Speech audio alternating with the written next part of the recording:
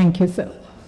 We've had a very wonderful day from the morning until now. We had a lot of sessions sharing with us great information on Akhand Bharat, the concept of Akhand Bharat from literature, from Mahabharata and from Ramayana, and sharing with us the stories and insights from Mahabharata and Ramayana. We also happen to listen to the war stories from the reporter who has reported from the war field and two veterans from the army. And it has been a wonderful day. And now we look forward to listening to you, sir. May we request the Honorable Governor of Tamil Nadu to address the gathering.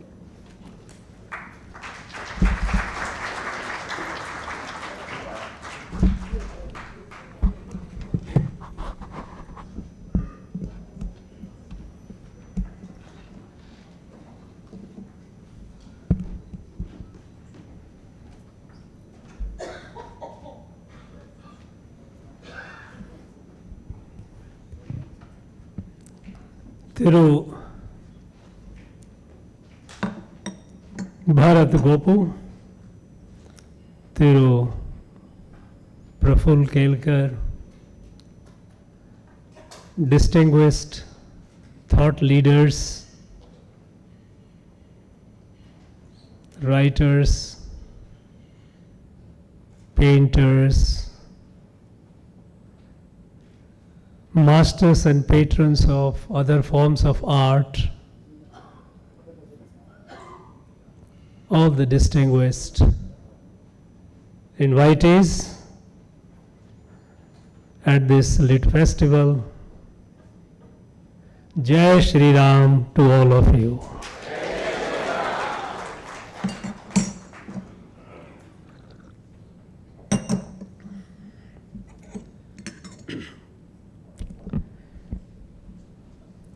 I am very happy that this Indoi Samudaya has started this Chennai Lit Festival, and I believe this is the 4th edition,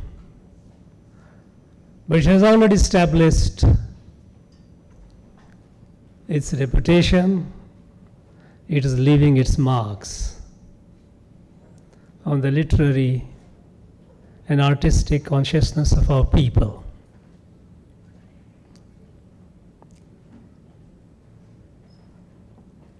This time is very precious, very unique for our country. It's the beginning of a new age, new yuga, as we know, when Bharat has forsaken its old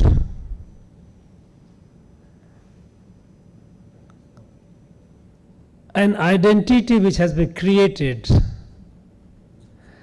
through a millennia of subjugation and colonization, and it is rediscovering itself with pride in its heritage in the past, taking inspiration from our ancient wisdom, eternal Adhyatma, and is moving forward to play its role, which is the destiny of our country, Bharat. And the destiny is to rise and rise for the good of the world.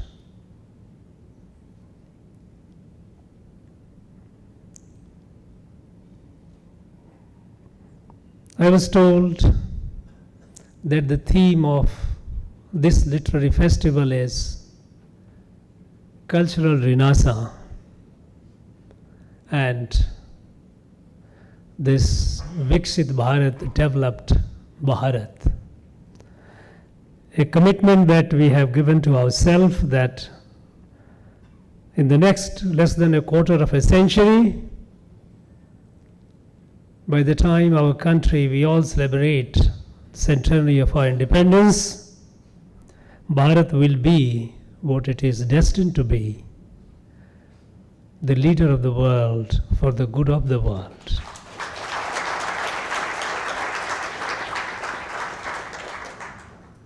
This new journey is certainly, we know it is not going to be an easy and a smooth journey.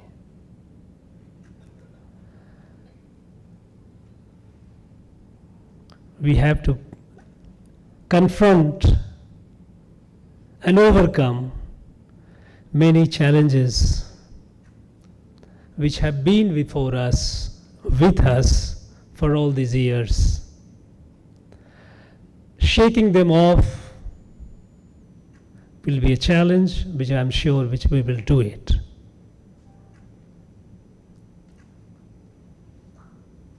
The country, we know it is today, it is at the cusp of a transformation, a revolutionary transformation. A country which was at the margin of world consciousness, it is at the center of it today. Till about a decade ago, our country was known to be a populous country, but that's all. When we tried to speak, there were not many listeners. And today, when Bharat speaks, the world listens and listens with attention.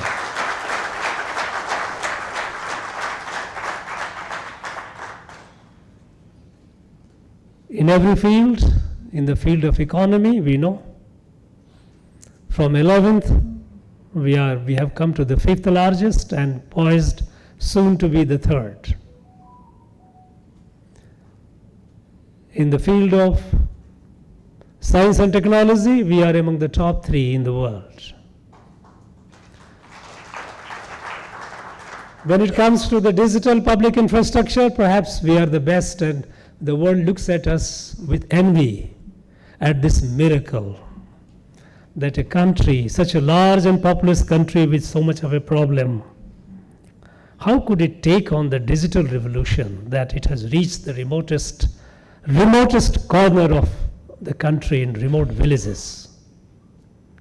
And today we have the distinction of a country with the largest digital per day transaction happening. It is happening in this country. Till about a decade ago, scholars, experts, economists across the world used to say, whenever they talked about India and talked about India only marginally, as a problem. India as a problem. They always looked upon this country with a patronizing attitude, at times with a sense of pity. We know people believe that India would never be an economic power. India would never be a power to reckon with. I am tempted rather to quote Lee Kuan Yew, the great man who built Singapore, who turned a fishing hamlet into the world top-class city-state. A great visionary, a strategist. He had something to say about India.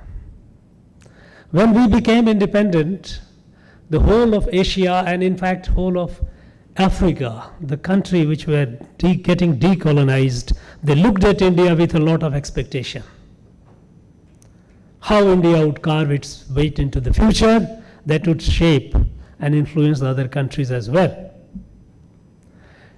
But when India did not, it started stuttering rather than marching forward. It started drifting rather than having a sense of direction and destiny. then increasingly the world started losing its interest. And Lee Kuan Yew, who was a keen observer of India, who became Singapore Prime Minister by about 58 or so, he came and met. It was the time, emergency time. And he thought that here is a Prime Minister who could change India, who can transform India. He came and met the Prime Minister, said, Madam Prime Minister, you are bold. You have the courage to impose emergency on such a large and diverse country. You can take bold decisions. You are spending 1 rupee while you are earning 25 paise. It is not sustainable. You start spending before you earn. India will not grow like this. You must take bold policy decisions. And then what he said, he was told, was, no, Mr. Prime Minister, this is how India will be run. And then he said, if a bold leader, like such a strong Prime Minister, could not take a bold decision, she was not bold enough to take a correct decision for this country, India will never be an economic power. And the world started looking at India's growth story with a pessimistic outlook. And some of the economists started calling it, India will grow at the Hindu rate of growth. Hindu rate of growth became a term, a very disparaging, disrespectful. Now, today India is the fastest growing economy in the world.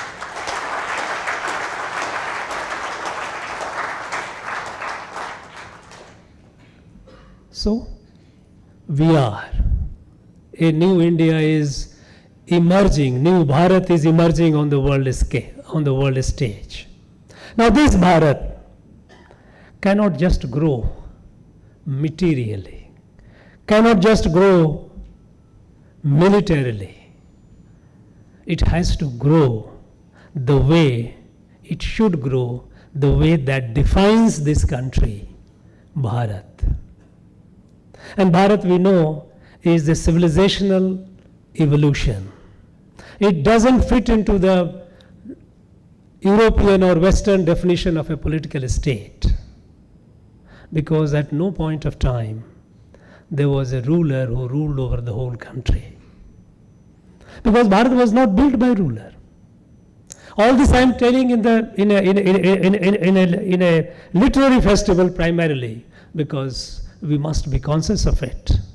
We must be conscious of, because men and women of literature has a great responsibility. This Rashtra, it doesn't fit into the definition of nation as well. Those terms do not define. This Rashtra was built by our ancient great people of wisdom, our rishis. And that is why in our Veda says, Bhadram Ikshant Rishaya Swaveda Tapo Diksham Upanisheduragra Tato Rashtram Balamo Jasyajata. It is those rishis with Atmagyan. And what is Atmagyan? That we are all one. Vasudhaiva Kutumbakam. The whole creation is a family. This revolutionary revelation happened several thousand years ago. And this is our heritage. And when Prime Minister of India puts Vasudhaiva Kutumbakam as a motto of G20, it is basically transmitting this, spreading this light to the rest of the world, that this is what we believe in. It is not a political slogan. So when such a Rashtra has emerged, and it has been eclipsed subsequently for about a millennia, it is re-emerging. It has to re-emerge with her values. And those values which have been pushed into the background for long, with the European Western thinking, with the European way of education, European value systems.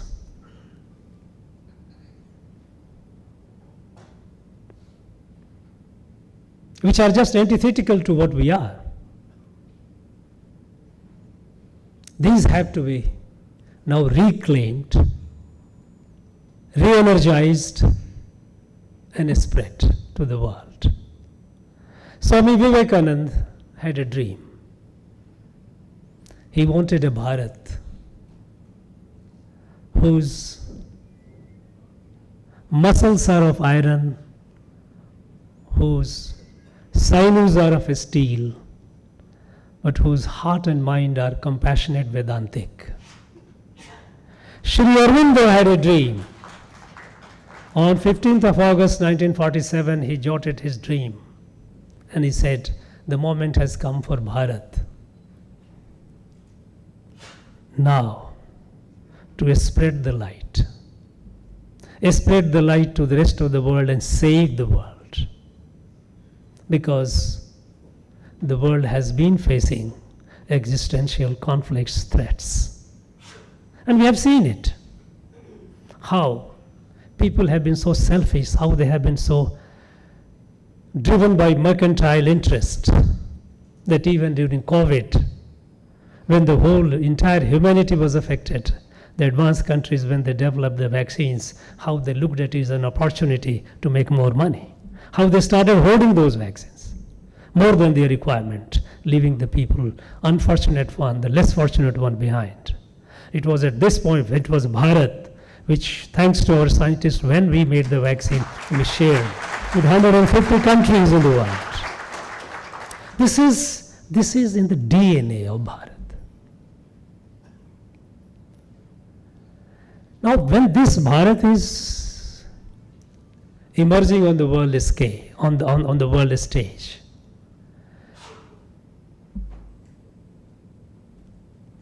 our people, our thought leaders, our writers, artists, painters, dancers, masters of our classical dance, they are all our heritage. They have a great responsibility. They have to be conscious of this fact that now, at this point of time, we have embarked on that phase of our history, the future history, where we cannot go the way we did in the past. Every day has to be a day of consciousness. What we are doing for making this country, making Bharat a great nation. And the challenge, one of the challenges that we have before us is the challenges which have been created largely during the colonial period and subsequent colonial outlook that pervaded our thinking, our academia, our administration, our governance, is division. We have divides here and there everywhere. We have created division along languages. We have created division along regions. We have created division along so-called races. Our country has been going through a kind of a social fission, and now the latest is about so-called, talking about caste. And these have been multiplying. The number of castes have multiplied manyfold. New castes have been coming. New tribes have been coming. There is no end to it. And if it continues, it's like a scales of a fish. If you keep removing the scales, each scale has its own identity, you can say so. But then in the process, the fish is lost. We cannot let that happen. All those forces, all those people, those who have tried to divide, and those who have flourished on dividing, they have to be defeated. Those forces have to be defeated. And when it comes to our cultural renaissance, this place, this land, Tamilnadu, has been the spring well of Bharatiya culture.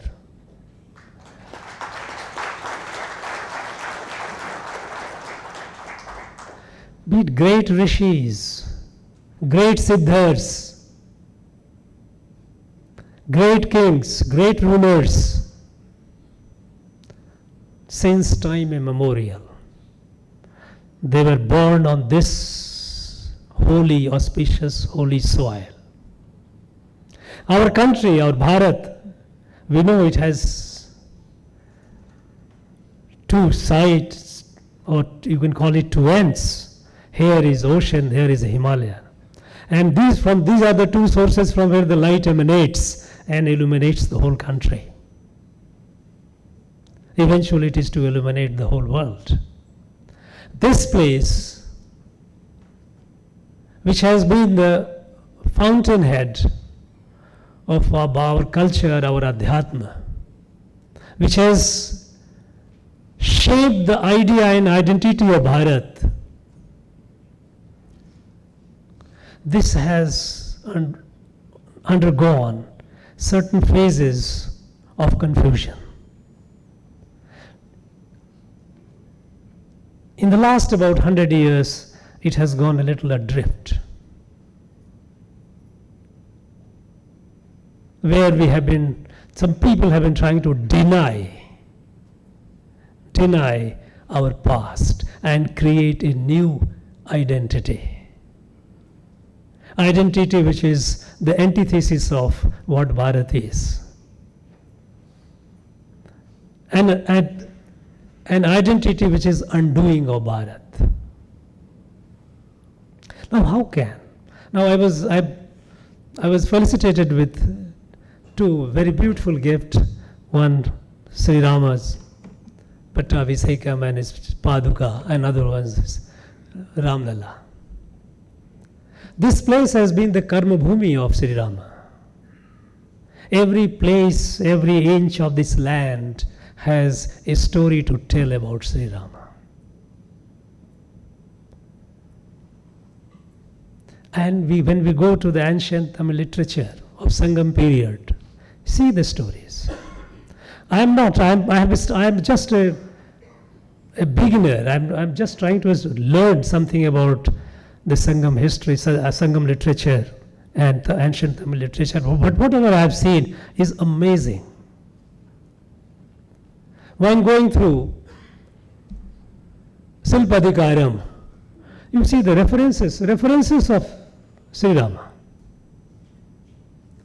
At one point, when Kanaki and Kolan, when they are leaving Pumpuhar, they have left Pumpuhar, the seat of Pandyan king, the port city. The people were very sad. And there, the poet says, it's like Ayodhya, which was sad after Sri Ram and Mata Sita has left. Ayodhya, people of Ayodhya were so sad. Look at this presence of Sri Ram and Sri Ram's story. Numerous places, not once. Manimekalai mentions about how this Vanar Sena is building the Setu. Purnanuru, it mentions about when actually the poet who composed Purnanuru was gifted precious jewelry by the king, and those jewelries were taken away by his relatives and others, and they were wearing. And then the poet writes, these jewelries on those people looking like the same way when Ravan was taking Mata Sita and Sita has dropped jewelries and monkeys were wearing those jewelries. Look at the presence of Sri Rama's story here in our all ancient literature. Agnanuru, another Sangam literature book, it says, at the seashore, Sri Rama, when he was reciting Veda mantra, bird and bees were stand still to listen to his Vedic chanting. Sri Ram is everywhere. How can we deny? If we deny Sri Ram, we deny Bharat. We deny everything. There is nothing left.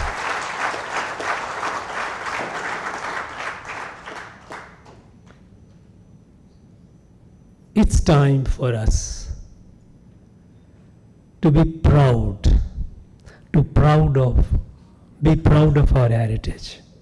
And it's not difficult, because all those who have tried to deny it are like, this a smoke screen. There is no solid foundation, there is no solid argument. There is no basis for it. And when we have something like a smoke screen or a dust, it can be blown off, it can be dusted off. Bhagavad Gita, Lord Krishna says, of course he talks about Atman. He says, Dhume na vriyato vahani, dhume na vriyate vahani, yatha darso malenacha, yatha ulbena avrito garbha, tatha tenedam avritam. Like fire is covered by smoke, like mirror is covered with dust, fetus is covered with orb. Remove this. Remove a smoke, fire emerges. Dust off the dust, mirror is there, bright. The life comes out of the orb. There is a life.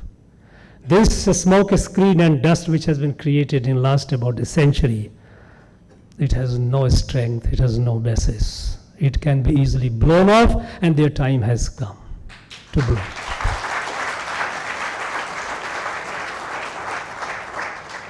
And when we're talking about Viksit Bharat, is nothing but Ram Rajya, nothing else. Viksit Bharat is nothing else but Ram Rajya. In fact, this was the thinking, the dream of our founding fathers of Constitution. That is why one of the first paintings in our Constitution is of Sri Rama Pattabhisekam. It was there in the original Constitution. Unfortunately, this has been removed. Because they wanted, there is no discrimination. For Ram Rajya, in Ram Rajya, social justice is a way of life, is not a political slogan. And you cannot achieve social justice by political slogan or by politics alone. There has to be a social transformation. And it has to be, and for us, all the more so, deriving inspiration from our legends, our proud heritage. So, men and women of literature, and this place, Chennai, has been a seat of great writers, great thinkers, great artists, great classical dancers, great philosophers.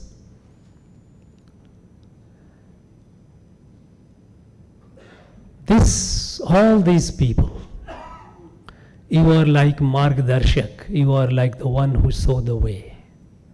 Society looks at you with a lot of expectation. At this point of time, you have a responsibility to show the way. Because later, the future will certainly ask a question, because after all, literature is the mirror of society. It reflects the aspirations, anxieties, the angst of people, who the people are, what kind of situations they were going through, they have gone through. Since it is a mirror of the society, and since society is under transformation, society is in a ferment, you have to catch the vibrations, the ferment. And you have to document it, you have to express it, you have to make it easier. You have to give words to the feeling of millions and millions of our people, our young people. Those who are looking with a lot of expectation and hope to build this country a great country. They are expecting a big change, a transformation. Their thought, their angst, anxieties, and aspirations, you have to give words. Because if you not, 50 years, 100 years down the line, when somebody will read literature of this age, they will say, when the whole transformation was happening, what was happening here? What kind of literature, who all were there who sincerely were reflecting the spirit of the age? We have a great responsibility. We owe it to our future, to our posterity, that we do justice to the present, today. And I'm sure our people are capable, they are sensitive, and you are the strength of the country. I have been told since morning, this festival, several productive deliberations have happened, and it will go on for one more day tomorrow. I wish the remaining part of this festival all the very best. I also wish, and I'm sure, that the participants will go out energized, motivated, and with a sense of commitment to create that literature, to create the art which reflects the spirit of new emerging Bharat. Thank you very much for listening to me. Stay safe. Thank you. Jai Bharat.